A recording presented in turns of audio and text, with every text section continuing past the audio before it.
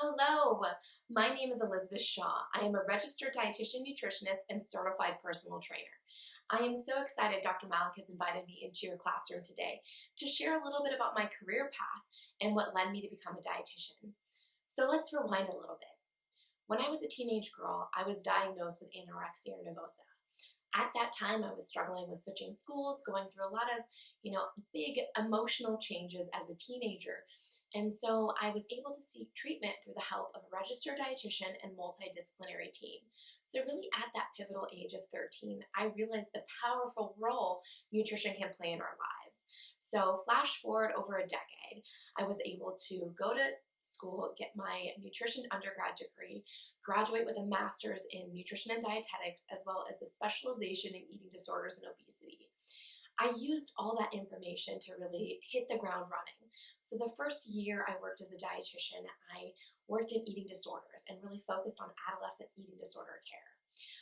At the time, I learned that there's not a whole lot of ways to pay your bills working, a la carte, trying to see clients individually. Sometimes when they don't show up, you don't get paid. So as a budding dietitian, I learned a lot about thinking on your feet and moving with the punches. So I also worked as a consultant at that time at a senior care facility. So I was able to not only manage a wound care team, but learn a lot about food service. I also managed 32 employees in a kitchen facility that taught me a lot of skills I used, whether it was from catering as a child when I worked as my teenage years, but also a lot of the food production. So I was able to wear a lot of hats in this current role and really just understand the dynamic field of dietetics. So I did both the adolescent eating disorders and worked in senior living for almost 2 years. And I was running myself dry. So at the time, my fiance said, hey, we were living in Chicago. Why don't you find something that you really want to do?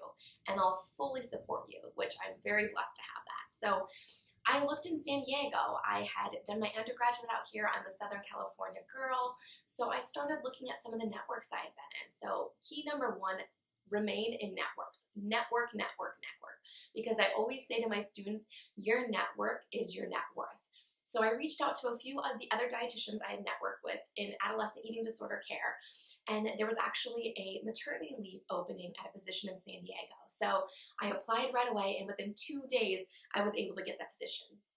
So I packed up my bag, packed my car, and drove cross country to San Diego. Now I know not everyone can do that, but I was very blessed to be able to. So I lived apart from my fiance for about 6 months until he was able to get transferred. Now, in this role that I worked in adolescent eating disorders, I wore a lot of hats. So I not only did meal therapy, where I worked one-on-one with clients and helped kind of take the emotion away from food. So we focused a lot on intuitive eating and how our bodies feel. So if you've never heard of intuitive eating before, it's really focusing on hunger, fullness cues and taking that dichotomous thinking of food as good or bad off of the plate. So I did that. I did a lot of meal exposure activities where for a lot of my patients that had high anxiety around, maybe it was cupcakes or cookies or dining out, we would actually take them to an Applebee's or to a Sprinkles Cupcakes and do a dining out exposure activity and work one-on-one with a dietitian and a therapist to really break this mold around the food. So I was able to do that for 6 months while the dietitian I was covering for maternity leave was out. And then when she came back, they actually kept me on part-time. So I did more of their partial hospitalization. Whereas when patients graduate a 24-hour residential care facility, they go straight into almost like a group home where they're able to have a job or do some outside group therapy and really start developing that independent thinking again. So at the time when I was working part-time there, I also was doing a lot of per diem shifts in clinical hospitals here in San Diego. So I worked at Rady Children's, I did some work at Palomar Medical Center, and really just filling in the gaps. So I knew that I loved working with people. I loved educating about the role nutrition can play in their life because truthfully, that's what empowered me to become a dietitian and really become invested in the field of nutrition. I also started dabbling in teaching. So I've been a teacher for almost 8 years here in San Diego, working at the San Diego Community College, the Miramar College District, and at Bastyr University. So it's been a blessing to be able to work one-on-one with students and help them develop their passion and really see what areas of interest lie. So working for DM, doing the stuff with adolescent eating disorder and a lot of different hats while getting married at the same time, I was starting to burn out. My husband said to me, Liz, you love creating recipes in the kitchen. You love sharing your nutrition knowledge. Why don't you start a blog? Why don't you start writing about what you love doing anyways? So back in about 2013, I started toying around with my now brand, Shaw's Simple Swaps. And I started a website. So my website has transformed drastically over the last 7 years. But it's my baby. It's my passion project. And now it's a full-blown entrepreneurial job that I have that has led to a ton of opportunities. So I did that on the side, but you just don't become an entrepreneur running a website overnight. So at the time, I also applied to a job at UCSD. I ended up getting it, and I was their housing and dining dietitian for almost 3 years, and that's where I was blessed to meet Dr. Malik when he was at UCR Riverside. So I did a lot when I worked at UCSD. I managed their food safety, I did their allergen control, and I also worked one-on-one with the chefs. And that was such a great experience because they taught me so much. I learned from American Culinary Federation chefs about dicing, slicing, the ways to add oil and flavors to food, which are things that we learn somewhat in our nutrition degrees, but hearing it from another discipline is so empowering. So I took a lot of that information back into my website and how I was developing recipes.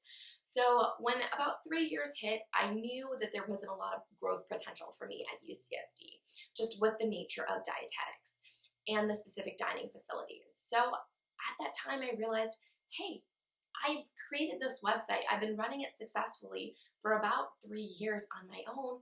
What if I invested in myself? What if I used my network that I've built and started reaching out to people? I had done some local TV here in San Diego talking about the health benefits of certain foods, whether it was, back to school recipe season, simple swaps for sports nutrition, all of the above. I realized I could use my voice as a nutrition communicator to really make a difference. So that's when I launched my nutrition communications business. I started doing sponsored blog posts. I started working as a spokesperson for different brands. All that I had built through my network. Socializing with people, gaining interest, going to conferences, just putting myself out there, knowing that the worst that they could say was no. Luckily, I had a great support system here in my house that always encouraged me, believed in me, and told me to follow my ambitions. And that's what I want for you guys. That's what I want for you students. I want you to know there are endless possibilities out there. So what do I do in my current role? Every day is different. So I will say one of the biggest blessings that I've been able to do has been to write books. So I've actually authored 3 books. My first baby was the Fertility Foods Cookbook. So in my private practice, I actually specialize in fertility nutrition. So I work one-on-one with clients who are struggling to conceive, and this recipe book, over 100 recipes, I co-wrote with another dietitian who we wanted to share our love for food and our personal struggles with fertility with other women struggling and helping them understand, again, the powerful role nutrition can play. In the last 2 years, I've taken a couple different stabs in my nutrition writing career, and I was able to work with the chain for dummies. So I ended up launching the Instapot Cookbook for Dummies and the Air Fryer Cookbook for Dummies. So both these books were so fun. I'm a big fan of modern appliances because I think that that's what people want. They want functionality, they want quick fix ideas, and they want healthy alternatives, which fits in perfectly with my brand, Shaw's Simple Swaps. Now, I'd love to invite you in my kitchen to show you a few things that I love educating and I believe you have the power to do too. Welcome to the Shaw Kitchen. So part of my brand is I invite my followers into my kitchen. So you'll find me on social media because I'm sure you have heard. Social media is a big way to share nutrition information in a solid science-based perspective. And that's what I do. So you'll find me on Instagram, Shaw Simple Swaps, Facebook, Twitter, And I'm starting to dig around into TikTok, but I'm sure you guys know more about that than me. I'm also on Pinterest because I do create quite a bit of recipes. So I always am talking about life, making it simple, and how you can bring nutritious meals, delicious meals to your family in a matter of minutes. Now, I know nutrition can be a very, very challenging topic to discuss because there are so many fad diets out there. There are so many myths and misinformation present in the media. But that's where your job comes in. You guys are the prime educators that can go out and spread that solid information. And having your own platform, using your own voice, helps resonate with a new set of followers. Now, I have quite a diverse audience. From my first book being focused on fertility, I have a lot of women who are in that trying to conceive, maybe early motherhood, breastfeeding, postpartum phases. So I like to make sure that I'm sharing, handheld options that you can grab a banana, throw some peanut butter on it, head out the door if you're running late for work, a meeting, things like that. Now, with my air fryer and my Instapot cookbooks, these relate to so many diverse audiences. So maybe it's the foodie who loves eating out but is looking for, a little bit healthier twist on their fast food fare. Or it's the Instapot. We have a busy mom who's trying to cook for an entire army and needs to make a roast in under an hour. So there are so many ways that you can connect with your audience. If you're plant-based, you can focus a lot on educating on the balance of complementary amino acids. You can focus on getting enough vitamin B12 in. You can focus on the supplements that you need to take. So there are so many opportunities that you can take and you can make your own in the field of nutrition. All right, class, I am so excited to have the opportunity to share with you today. And I wanted to spend the last little bit of time answering 3 of the most popular questions I get from my students in the Writing About Food and Health course I teach at Best Year.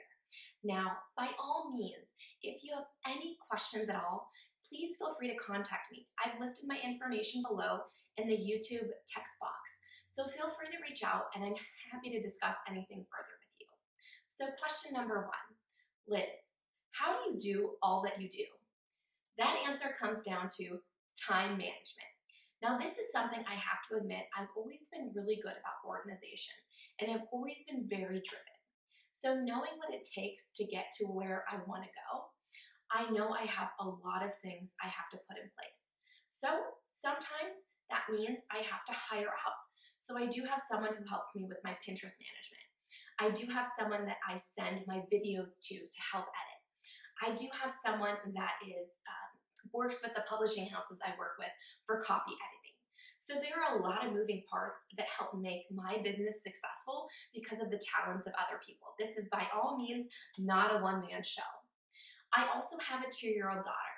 So I do spend a lot of time with her. So I do find myself working a lot of nights and weekends, but you'll find when you have a career that you really love, it's not about working nights and weekends. It's about following your passion and really fulfilling that other side of your cup. Because my family fills one part of my cup, but my work fills that other. So that work-life balance is very important to me. Plus, it's about saying no. So you'll hear this a lot, that you have to say yes to everything in your career. I'm going to tell you right now, you do not. I firmly believe in building up your resume, building up even beyond your resume, your work experience, because that will help create 1, a greater network, and 2, more different skill sets that will make you more of a valuable candidate for whatever your future career goals are. The second question I get, you have your certified personal training license. What do you do with it? Great question. So I actually got that because I contribute a lot to national magazines, one being Muscle and Performance Magazine and Oxygen Magazine.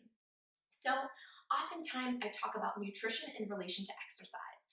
I was interviewing quite a few personal trainers and I noticed that, hey, I love fitness, I work out regularly, we have a home gym, why am I not getting this credential and really understanding it more for myself? So about 3.5 years ago, I became a certified personal trainer and I really use that in my national writing in conjunction with a private practice. So I do see fertility and maternal health clients. And I use the information about pre- and postnatal fitness that I became certified in to help guide them on their journeys. The final question I'll leave you with is, what do you do about the changing landscape of nutrition? How do you stay abreast in the field? Because something new is always coming about.